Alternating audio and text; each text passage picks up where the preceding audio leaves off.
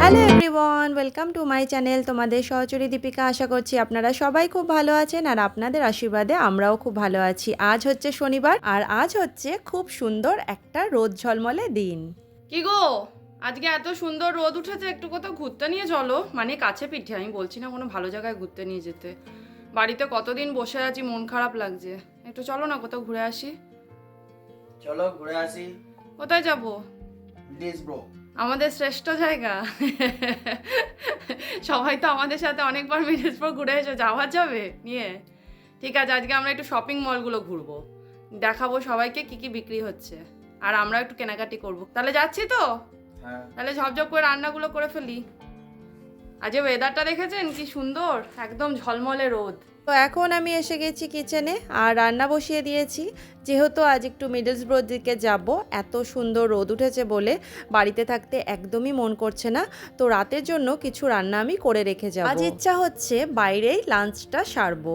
এমনিতে আমরা লাঞ্চটা করেই বেরোই মিডলসব্রোতে যখনই যাই, কিন্তু আজকে একটু ইচ্ছা করছে বাইরে কিছু খেতে। আর মিডলসব্রো গেলে আমাদের বাড়ি ফিরতে অনেকটাই দেরি হয়ে যায়, তাই ভাবলাম রাতে ফিরে আর রান্নার কোনো ঝামেলা রাখবো না, সকালেই রাতে রান্নাগুলো সব করে রেখে যাব। আর রুটির জন্য আমি করে নিলাম ওই যে আলু সেদ্ধ করে রেখেছিলাম কালো জিরে দিয়ে, ওই সেদ্ধ আলুটাকেই তরকারি করে নেবো, যেটা রুটি লুচি দিয়ে খেতে ভীষণ ভালো লাগে। আর বানাবো হচ্ছে মুগ ডাল, কারণ যেহেতু আজকে শনিবার তাই আমি মুগ ডাল বা বিউলির ডালই বানিয়ে থাকি। তো আপনাদের সাথে আজকে যে রেসিপিটা শেয়ার করে নিচ্ছি সেটা হচ্ছে সজনে ডাঁটা আলু পোস্ত। এখন ইন্ডিয়াতে তো প্রচুর পরিমাণে সজনে ডাঁটা পাওয়া যাচ্ছে, এখানে কিন্তু সারা বছরই আমরা সজনে ডাঁটা পেয়ে থাকি। সারা বছর তো সজনে ডাঁটা খাওয়া হয়েই থাকে, তবে এই সময়টাতে একটু বেশি পরিমাণেই সজনে ডাঁটা খাওয়ার চেষ্টা করি। যাই হোক, চলুন এইবারে রেসিপিটা আপনাদের সাথে শেয়ার করে নিই। কড়াইয়ে প্রথমে আমি দিয়ে দিয়েছিলাম সর্ষের তেল, তার মধ্যে দিয়ে দিয়েছিলাম কালো জিরে ফোড়ন, তার মধ্যে দিয়ে দিয়েছিলাম সামান্য হিং, আর দিয়ে দিয়েছিলাম কাঁচা লঙ্কা। আমি কিন্তু কাঁচা লঙ্কা দিয়েই পোস্ত করি, কারণ ছেলে খায় বলে লঙ্কা খুব একটা রান্নায় ব্যবহার করি না। তো দিয়ে দিলাম তেজপাতা ফোড়ন, একটু ভাজা ভাজা করে নিয়ে তারপরে আমি দিয়ে দেবো হচ্ছে সজনে ডাঁটা আলু, যেটা আগে থেকে আমি কেটে ধুয়ে রেখেছিলাম। সজনে ডাঁটা আলু একটু ভাজা ভাজা হয়ে আসলে আমি দিয়ে দেবো স্বাদ মতো নুন, আর তার মধ্যে দিয়ে দেবো সামান্য হলুদ গুঁড়ো। আর আমি পোস্ত বানানোর সময় সামান্য চিনিও কিন্তু ব্যবহার করে থাকি। এইবারে আমি দিয়ে দিলাম ওই যে আমি আগের থেকে যে পোস্তটা বেটে রেখেছিলাম সেই পোস্ত। আর পোস্তটা দিয়ে দেওয়ার পরে আমি জাস্ট ফুটে উঠলেই আমি কিন্তু সেটাকে ঢাকা দিয়ে হতে দিই প্রায় 20 মিনিট মতো। মানে বলতে চাইছি আমি আলু আর সজনে ডাঁটার সাথে পোস্তটাকে আর কষিয়ে নিই না। পোস্তটা যতক্ষণ হচ্ছিল ততক্ষণ আমি ওইদিকে ডালটাও করে নিয়েছিলাম আরেকটা কড়াইয়ে। সজনে ডাঁটা আলু পোস্ত বা যে কোনো পোস্ত রেসিপি কিন্তু অনেক সহজে অনেক কম সময়ের মধ্যেই হয়ে যায়, আর খেতেও কিন্তু দুর্দান্ত হয়। তো আমি নামানোর আগে দিয়ে দিলাম সর্ষের তেল আর দিয়ে দেবো সামান্য ঘি। এর জন্য আমার প্রায় সমস্ত খাবারই কিন্তু হয়ে এসেছে। তো এইগুলোকে সব বাটিতে আমি রেখে ঢাকা দিয়ে বাদবাকি কাজ সারতে যাব। আর মাম্মা তো সকালে যেহেতু ভাত খায়, আমি গরম গরম ভাত করে নিয়েছি, দিয়ে দিয়েছিলাম আলু সেদ্ধ, আর কালকে একটু আলুর দম বানিয়েছি, এই আলুর দম কিছুটা রেখে দিয়েছিলাম, আর সেটা দিয়েই আমি আর শোভন আজকে সকালে মুড়ি খাবো। তিনজনে তাড়াতাড়ি করে ব্রেকফাস্টটা করে নিই, কারণ আবার বেরোনোর জন্য রেডি হতে হবে। তো কি হয়েছে বাবা? বাচ্চার এইটা বাদশার পাঁচটা দিচ্ছে আর তুই আবার নিচে বাস ঢুকিয়েছিস? কি অবস্থা, খালি দুষ্টুমি করা কাজ তোর। ঠিক আছে, খেলা কর, আমি রেডি হয়ে নি এবারে। আমরা বেরিয়ে পড়েছি ঘুরতে যাওয়ার জন্য। মাঝে মধ্যে এরকম টুকটাক বেরিয়ে পড়ি আমরা, কাছে পিঠে ঘুরে আসি। এভাবে কিন্তু খুশি থাকার চেষ্টা করি, কারণ এখানে করার মতো সেরকমভাবে কিছু নেই। এখানে তো কারোর বাড়ি সেভাবে যেতেও পারি না। তো যাই হোক, এইভাবেই আমরা ঘুরি, মজা করি, সকালবেলা বেরোই, বিকেল বা সন্ধ্যের মধ্যে আবার ফিরে আসি। চলুন তাহলে যাওয়া যাক। আজকের ওয়েদারটাও তো হেভি সুন্দর, আর মাম্মা শোভনও দেখছেন তো অনেকটা এগিয়ে গেছে। আমাদের সাথে আপনারাও চলুন সেই চেনা জায়গা মিডলসব্রোতে। আর জানলার ধারে বসে বাইরের সুন্দর সুন্দর দৃশ্য দেখতে দেখতে না এগোলে যেন সময়টাই কাটতে চায় না, তাই না বলুন? তো আমরা এখন পৌঁছে গেছি মিডলসব্রোতে, আমাদের প্রিয় জায়গা। তো এখন প্রচণ্ড জোরে খিদে পেয়েছে, এখন বাজে হচ্ছে 2:10। তো দেখি কিছু খাবার দাবার আগে খাবো, মানে আগে পেট পুজো করব, তারপরে ঘুরবো মলগুলোতে। আর যেগুলো যেগুলো দরকার রয়েছে, মানে কিছু জিনিস আমরা কিনবো ঘরের, সেগুলো কেনাকাটি করব। তো আপনাদের সমস্ত জায়গাটা ঘোরাবো, আমরা আগে পেট পুজোটা করে নিই। কি নেবে? ভাবছি কি নেব, ধোসা খাবো নাকি বিরিয়ানি, বলো। বিরিয়ানি। বিরিয়ানি খাবে? হ্যাঁ। মাম্মা কি খাবি? ম্যাঙ্গো লিচি আর বিরিয়ানি। শুধু ম্যাঙ্গো লস্যি খাবি নাকি বিরিয়ানি খাবি বিরিয়ানি আর ম্যাঙ্গো কোনটা চিকেন 65 হুম চিকেন 65 না হালকা হালকা বিরিয়ানি হালকা হালকা বিরিয়ানি খাবে ও তাহলে তুমি বিরিয়ানি অর্ডার করে দাও, দুটো অর্ডার করলেই হয়ে যাবে। আমি আর মাম্মা খেয়ে নেবো, আমি কিন্তু বেশি খেতে পারবো না, তুমি একটা খেয়ে নিও ঠিক আছে, আর ওর জন্য একটা ম্যাঙ্গো লস্যি অর্ডার করে দিও। তো আমাদের দিয়ে গেছে বিরিয়ানি, এটা হচ্ছে চিকেন 65, এটা দম বিরিয়ানি না শুভন, এটা হচ্ছে চিকেন দম বিরিয়ানি, আর এটা হচ্ছে ম্যাঙ্গো লস্যি, তার সাথে দিয়ে গেছে রায়তা। এত সুন্দর সার্ভ করেছে, দেখেই ভীষণ ভালো লাগছে। তো মাম্মা এখন লস্যি খাওয়ার জন্য উঠে পড়ে লেগেছে, কারণ ওর এটা প্রচণ্ড প্রিয়। নেখা সেটা ম্যাঙ্গো লস্যি বুঝলাম খা তুই খা, শান্তি খা। মিডলসব্রো আসলে আমাদের লাঞ্চ ডিনারের কোনো চিন্তা থাকে না, কারণ এখানে প্রচুর ইন্ডিয়ান দোকান রয়েছে খাবারের, আর তাছাড়াও আছে চাইনিজ, বাফেট রেস্টুরেন্টও প্রচুর রয়েছে। তো এখানে যখনই আছে কিছু না কিছু তো খাই, এমনিতে দুপুরবেলা আমরা লাঞ্চ করেই আসি, তো আজকে ভাবলাম বাইরেই লাঞ্চটা সারবো। আজকে আমাদের লাঞ্চটা কিন্তু দারুণ হচ্ছে। আমরা এসেছি সেই পার্কে যেখানে আপনাদের লাস্ট নিয়ে এসেছিলাম, মিডলসব্রোতে যখন এসেছিলাম বরফ পড়েছিল, এই মাঠটা পুরো সাদা হয়েছিল, আর এখন দেখুন পুরো সবুজে ঘেরা চারিদিকটা, আর অল্প স্বল্প ড্যাফোডিলসও হয়েছে। রোদ ঝলমলে ওয়েদারে ঘুরতে বেরোতেও কিন্তু বেশ ভালো লাগে। এই ছোট্ট গাছটাতে দেখুন কত সুন্দর ফুল হয়েছে, কি যে সুন্দর সামনের থেকে লাগছে। আমি জানি না আপনাদের ভিডিওর মাধ্যমে কতটা দেখাতে পারবো, মানে ভীষণ সুন্দর লাগছে। তো বসন্তের একটা আমি ভিডিও দেব শুধুমাত্র ফুল গাছের, আপনারা শুধু দেখবেন কত সুন্দর ফুলে ভরে যায় সমস্ত ইউকে এই বসন্তকালে, এই স্প্রিংয়ে। ওকে একটু খেলতে নিয়ে এসেছিলাম মাঠে, একটু খেলে তারপর শপিং মলগুলো ঘুরবো, যদি কিছু পছন্দ হয় কেনাকাটিও করব। আরেকজনকে দেখুন বাদরের মতো ঝুলছে। তো মাম্মা বেশ অনেকক্ষণ খেলেছে, তো চলুন এইবারে আপনাদেরকে এখানকার মল থেকে ঘুরিয়ে নিয়ে আসি। ওকে যদি টেনে টেনে এখন না নিয়ে যাই না, একদমই যেতে চাইবে না পার্ক থেকে। বাচ্চাদের আর কি, শুধু খেলা পেলেই খেলতে থাকে। এখানে দেখুন যেতে যেতে দেখলাম একটা দোকানে খুব সুন্দর মিষ্টি বিক্রি হচ্ছে, দেখতে কি সুন্দর দেখুন রং বেরঙের মিষ্টিগুলোকে। এর মধ্যে বেশ কয়েকটা মিষ্টি আমার টেস্ট করা হয়ে গেছে, আর কয়েকটা মিষ্টি তো অনেকটা সেই জিভে গজার মতো খেতে। চলুন এইবারে এসে গেছি আমরা মলে, আর মলে ঢুকলেই বিভিন্ন রকমের জিনিস দেখলে শুধুই কিনতে ইচ্ছা করে।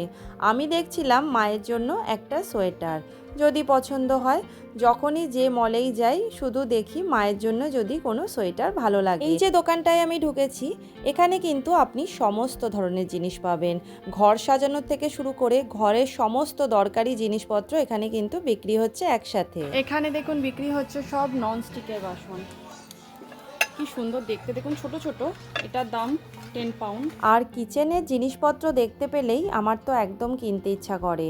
ইন্ডিয়াতে তো থাকাকালীন আমি বরের কাছে যে কতবার বকা খেয়েছি, কারণ যে জিনিসটা ঘরে আছে সেটাই আবার কিনে নিয়ে আসতাম। তো এখানে তো সেইভাবে জিনিসপত্র কেনা হয় না, তবে ইন্ডিয়া গিয়ে আবার সেই একই কাণ্ড শুরু করব। এখানে তো সারা বছর জুড়েই থাকে শীত আর বৃষ্টি, তার জন্য কিন্তু এখানে সমস্ত দোকানে বা সুপার মার্কেটগুলো বা যে কোনো মলে কিন্তু প্রচুর পরিমাণে ছাতা বিক্রি হয়। আর এই দিকটাতে এসে দেখলাম বাচ্চাদের পড়াশোনার জিনিসও কিন্তু বিক্রি হচ্ছে, তার সাথে ছিল বাচ্চাদের বিভিন্ন ধরনের খাওয়ার জিনিস। মাম্মাকে যেহেতু ডেন্টিস্ট বারণ করেছে এগুলো একদমই দিতে না, তাই আমি তাড়াতাড়ি করে এই জায়গাটার থেকে চলে আসলাম জ্যাকেট দেখতে। তো এখানে বিক্রি হচ্ছে অনেক ধরনের জ্যাকেট আর বিভিন্ন ধরনের সোয়েটার। তো চলুন একটু ঘুরে ঘুরে দেখি কেমন ধরনের শীতের পোশাক এখানে বিক্রি হচ্ছে। এসো বোন, এটা দেখো কি মানে এত সফট না, ভীষণ সফট। এটা আমাকে বললে কেমন লাগবে যে একটা নিতে, ঘরে পরে থাকবো, বাইরে পরে বেরোতে পারবো না, লজ্জা লাগবে। কি সুন্দর, কি সফট, এটা ভাল্লুক ভাল্লুক লাগবে আমাকে বললে, মোটেই ভাল্লুক ড্রেস না এটা। আর এটা দেখো, এটা একটু দেখাও, ওটা তো পিওর ভাল্লুক লাগবে।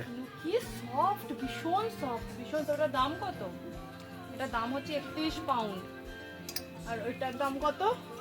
ওটার দামটা দেখা যাচ্ছে না, এটার দাম হচ্ছে 45 পাউন্ড, অনেকটা দামই বেশি। এগুলো একদম মনে হচ্ছে প্রচন্ড মানে গরম হবে, তাই জন্য দামটা এতটা বেশি। নিজেদের জন্য জিনিস কেনাটা অনেক সহজ, কিন্তু কাউকে যদি কোনো কিছু গিফট দিতে হয় তাদের জন্য জিনিস বাছাই করতে একেবারে মাথাটা খারাপ হয়ে যায়। চলুন দেখে আসি এইবারে শোভন কোথায় গেল। শোভন, বাপির জন্য এই গাবদাটা নিয়ে নেবো, কি মোটা, একবার পরেই বাপি একদম পড়া বন্ধ করে দেবে। আর এইগুলো দেখো, ঝালর ঝালর, এগুলো ছেলেদের না মেয়েদের গো? ছেলেদের না গো? একদমই ভালো লাগেনি আমার এগুলো। মাম্মা কোনটা নিবি? কোনটা নেবে দাদার জন্য দাদানের জন্য? এখানে এসে আমার একেবারে সেই কলকাতার পুজোর কথা মনে পড়ে যাচ্ছে। কত ধরনের শার্ট বিক্রি হয় পুজোর সময় বিভিন্ন ধরনের মলগুলোতে। আর এখানে একটা জিনিস আমি লক্ষ্য করলাম, যেটা আগে আমি দেখিনি, মানে ডার্লিংটনে তো দেখিনি আমি। এখানে বিভিন্ন ধরনের শার্টগুলো কিন্তু বেশ সুন্দর দেখতে, তার সাথে শার্টের রঙগুলোও কিন্তু খুব সুন্দর। আমি এখন এসে গেছি আমার পছন্দের জায়গা। এই জায়গাটা মনে হচ্ছে সাজাচ্ছে, ঘর সাজানোর জায়গা। আর ফুল গাছ লাগানো টবও কিন্তু প্রচুর পরিমাণে রয়েছে। আর এখানে কিন্তু সাজানোরও জায়গা রয়েছে। কি সুন্দর না মাম্মা জায়গাটা? বাটারফ্লাই দিয়ে আপনি ঘরও সাজাতে পারবেন, এরকম অনেক জিনিস রয়েছে। কিন্তু আমার তো করার কিছু নেই, আমি তো ঘর সাজাতে এখানে পারি না সেইভাবে, কারণ সেগুলো আমাকে ফেলে যেতে হবে, আর সেটাই আমার অনেক মনে কষ্ট লাগবে। এই দেখুন এই বাটারফ্লাইটা কত সুন্দর দেখতে। যে কোনো শপিং মলে ঢুকলেই আমাদের সময়টা যে কিভাবে পার হয়ে যায় আমরা সেটা বুঝতেই পারি না। একই জায়গায় প্রয়োজনীয় সমস্ত জিনিস পেয়ে গেলে অনেকটাই সুবিধা হয়, কারণ যেটা দরকার হবে সেটা একটা জায়গার মধ্যেই ঘুরে ঘুরে আমরা কিনে নিতে পারি। 10টা দোকান ঘোরার কোনো প্রয়োজন হয় না। মাঝে মাঝে এই শপিং মলগুলোতে দাম অনেকটাই কম থাকে। আগে যা দাম ছিল তার থেকে অনেকটাই কম দামে জিনিসপত্র বিক্রি করা হয়ে থাকে। তো আমরা এখন এসে গেছি নিউ লুকে, আর এখানের কালেকশন কিন্তু খুবই ভালো, আর দেখলাম ভালো সেলও কিন্তু এখানে চলছে। আর মেয়েরা যার টানে টানে সব সময় চলে যায় সেটা হচ্ছে জুয়েলারি। আমিও চলে এসেছি সুন্দর সুন্দর জুয়েলারি দেখার আর জন্য। এটা দেখলাম খোলাও যায়, মানে দুজনের ছবিও এখানে লাগিয়ে রাখা যেতে পারে। আমি আমার জন্য দুটো বসা কানের খুঁজছিলাম, কারণ আমি ঝোলা কানের দুল খুব একটা পরা পছন্দ করি না। খুব রেয়ার, যদি কোনো ড্রেসের সাথে ঝোলা কানের পরতেই হবে তখনই পরে থাকি। আর এখানে যেটা আমার খুব পছন্দ হচ্ছিল সেগুলো হচ্ছে ব্রেসলেট, কারণ আমার ব্রেসলেট পরতে ভীষণ ভালো লাগে। আর এখানে দেখুন কত ধরনের চেনও রয়েছে বিভিন্ন দামের মধ্যে। এখানে কিন্তু বিভিন্ন ধরনের জুয়েলারি বিক্রি হচ্ছে। আগে ভাবতাম এখানে হয়তো আমাদের ইন্ডিয়ার মতো বিভিন্ন ধরনের জুয়েলারি বিক্রি হয় না, কিন্তু এই ধারণাটা একদমই ভুল। আমাদের সাজার জন্য যা যা কিছু প্রয়োজন সমস্তটাই কিন্তু এখানে পাওয়া যায়। আমার সব থেকে এখানকার মলগুলোতে যা ভালো লাগে তা হলো এখানকার জিনিসপত্রগুলো অনেকক্ষণ ধরে দেখে তারপরে কেনা যায়। আসলে এখানে ভিড়টা কম থাকে তো, তাই এই সুবিধাটা পাওয়া যায়। এটা দেখো কেমন লাগলো গো? সুন্দর না? তো আমরা এখন এসেছি ঘরের কিছু টুকটাক জিনিস নিয়ে নেওয়ার জন্য। আর যেখানে আমি এখন পৌঁছে গেছি সেটা হচ্ছে আমার পছন্দের নেল পলিশের জায়গায়। কোথাও গেলেই কিন্তু একটা হলেও আমি নেল পলিশ কিনে থাকি। আর এখানে দেখলাম নেল পলিশ রিমুভারও বিক্রি হচ্ছে, যেটা আমার খুব দরকার ছিল, তো এটা একটা নিয়ে নিলাম। 1 পাউন্ডে অনেকটাই নেল পলিশ রিমুভার কিন্তু দিয়ে দিচ্ছে এখানে। আর এখানে দেখুন ঘর সাজানোর জন্য কত ধরনের জিনিসপত্র রাখা রয়েছে।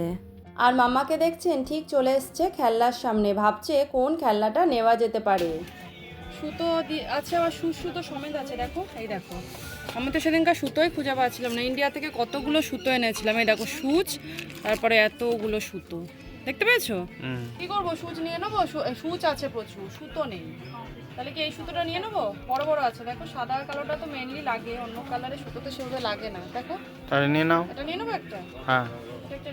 তো এখন আমরা মল থেকে বেরিয়ে এসেছি, নিতে এসেছি কয়েকটা হালকা জামা কাপড়। আসলে শীত তো প্রায় চলে যাচ্ছে, তাই ভাবলাম কিছু হালকা জামা কাপড় আমি নিয়ে নিই আমার জন্য। এখানে স্কার্টগুলো কিন্তু ভীষণ সুন্দর ছিল, তো যেহেতু আমি স্কার্ট পরি না খুব একটা, তাই আর নিলাম না। আর টপসগুলোও কিন্তু বেশ অন্য ধরনের ছিল।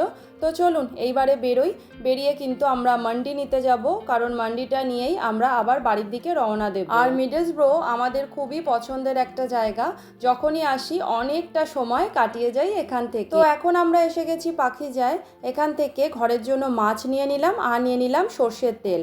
এইবারে আমরা চলে যাব মান্ডি নিতে। আমরা তো মিডলসব্রো আসলেই মারহাবাদ থেকে বিরিয়ানি নিই, সাথে কিন্তু এখন মান্ডিটাও নিয়ে যাই, কারণ এই দোকানটা এখানে এখন নতুন খুলেছে। তো আমাদের মান্ডি তো নেওয়া হয়ে গেছে, আর এখন বাজে হচ্ছে সন্ধে 7:30। আমাদের বাসও কিন্তু ছেড়ে দিয়েছে, আমরা ডাবল ডেকার বাস পেয়েছি আজকে, আর জানলার সিট দেখে বসেও পড়েছি আমরা। তাহলে আমরা বাড়ির দিকে এবার রওনা দিই। ব্লগটা আজকে এখানেই শেষ করছি। আর আমার ব্লগ যদি আপনাদের ভালো লাগে তাহলে প্লিজ লাইক, শেয়ার, কমেন্ট আর সাবস্ক্রাইব করে আমাদের পাশে থাকবেন। আমি ফিরবো নতুন একটা ব্লগের সাথে, ততদিন আপনারা ভালো থাকবেন, সুস্থ থাকবেন। টাটা।